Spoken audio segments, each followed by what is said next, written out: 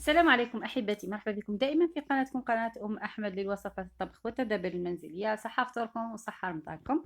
اليوم إن شاء الله جبت لكم هذه التحلية بنينة بزاف، خلاص وخفيفة. صدقوني خفيفة بزاف، يعني جبت الولاد وقالوا لي عاوديها مرة أخرى. مكونات هذه التحلية بسيطة. عندي هنايا نديرو 3 كيسان تاع الحليب. هنا الحليب يكون بارد، نزيدو معاه 2 ملاعق تاع نشا. هنايا النشا ما نديروش ملاعق كبار باش ما تجيش التحليه ثقيله، غير ملاعق صغار برك.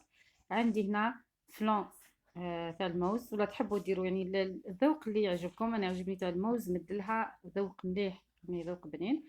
تحطوها على نار هادئه وتخليوها كيما راكم تشوفوا حتى تختار، لا تعقد. بعدها راح نحيها من النار تكون كيما شفتوا، يعني ما تجيش خاطره بزاف. راكم تشوفوا فيها في الفيديو. هنا نحطوها في إناء يقدر يدخل للثلاجة، ونغطيوها بابي فيلم. ولا المهم هنا باش ما نديرش هذيك الطبقة اللي الفوق، ما تنشفناش من الفوق. حطوها في الثلاجة حتى تبرد مليح. من بعد راح نجبدوها، نديروها بالمضرب اليدوي هكا، ونزيدو لها. هنا راح نزيد لها ياغورت، اي نوع من الياغورت يعجبكم، يعني اي ذوق. نحاولوا نحلوها مليح بالفوي. هنا نحلها بالفوي مليح، باه من بعد كي نخدم بالباتور تجيني سهله. راح ندير نص كاس تاع بودره الشانتي، نخلطها ساعه شويه كما قلت لكم قبل ما نستعمل الباتور. من بعد نبدا نطلع فيها مليح بالمضرب الكهربائي او الباتور. هنا هذا هو السر اللي يخليها خفيفه خفيفه. حتى من بعد كي تحطوها تبرد تجي لكم تجي خفيفه بزاف. طلعناها مليح بالمضرب اليدوي، دائما نخدموه هي بارده، يعني كانت في الثلاجه باه يطلع لنا الشانتي. نحطها في جيب الحلواني.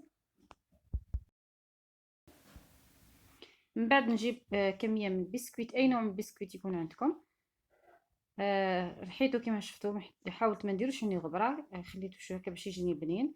درت عليه شويه ملعقه ولا 2 ملاعق يعني تاع الزبده، ذوبتها ودرتهم وحطيتهم في الكؤوس التقديم كما راكم تشوفوا بالطريقه هذه.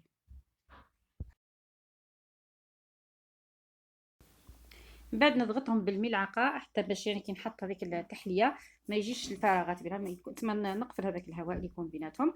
ونبدا نصف التحليه تاعي في الكؤوس.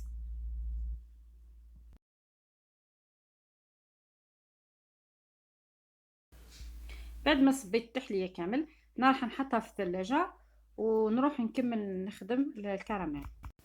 في الكراميل درت كاس سكر، نفس الكاس اللي خدمت به من قبل، اللي درت به الحليب واللي درت به الشونتي.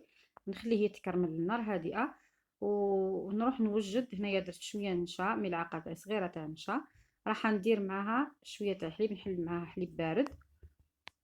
عندي ملعقه نشا وربع كاس تاع حليب. هنا بعد ما تكرمل لي هذاك كما شفتوا السكر، نبدا نحرك فيه من المره اللي يعني ما تحركوش باش يدير لنا الكراميل يجي مليح. نبقاو نحركوه شويه حتى يذوب السكر مليح. ومن بعد درت هنا كاس، تحبوا كاس يعني حليب ولا كاس ماء يكون سخون، ونحط نلوحوه بشويه على الكراميل. يعني كي الكراميل كيما خدمناه من قبل، خدمناه قدام مره في تحليات سابقه. من بعد نجيب هذاك النشا اللي كنت اللي حليته في الحليب بارد، ونلوحو على هذاك الكراميل. ندير ايضا ملعقه تاع زبده كبيره. انا هنا يعني هذا يبقى اختياري، درت شويه فريز، درته قطع صغيره وحطيته فيه. قادرين ديروا حتى مثلا تفاح ولا موز ولا كما تحبوا، ولا تحبوا يعني تستغنوا على الخطوه هذه خلاص. من بعد هذا الكراميل هذا راح نفرغه على كؤوس تقديم اللي كنت يعني التحليه تاعي اللي كنت وجدتها من قبل. هذه كخطوه اخيره. بعد ما نصب هذاك الكراميل فوقها، هنا نهزها ونحطها في الثلاجة تبرد مليح، وتكون بعدها واجدة للتقديم. هنا كما شفتوا التحلية تاعي واجدة.